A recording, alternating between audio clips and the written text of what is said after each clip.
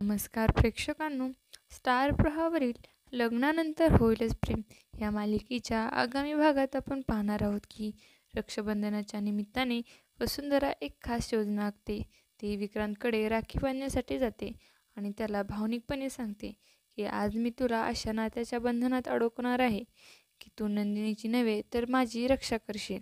दरम्यान काव्य आणि पार्थ गावातून बाहेर पडण्याच्या तयारीत असतात. तेव्हा घरातले लोक काव्याला थांबवतात आणि म्हणतात की आता तू घरातील सून आहेस, त्यामुळे हळदी कुंकू लावल्याशिवाय घराबाहेर जाता येत नाही. हे ऐकून काव्य थोडी नाराज होते. सर्वजण एकत्र जमलेले असतात. रम्या तिथे येते आणि नंदिनीला ठणकावून सांगते की तुझ्याकडे आता फक्त 12 तास उरले आहेत.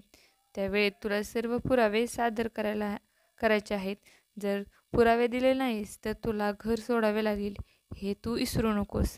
नंदिनी हे ऐकून संतापते आणि तीही रम्याकडे रागाने पाहते. दुसरीकडे वसुंधरा जेलमध्ये दीपकला भेटायला जाते. ती त्याला सगळी परिस्थिती समजावून सांगते आणि त्याच्याकडून मदतीची अपेक्षा करते. तसंच पुढच्या टप्प्याचं नियोजन देखील त्याच्यासोबत करते.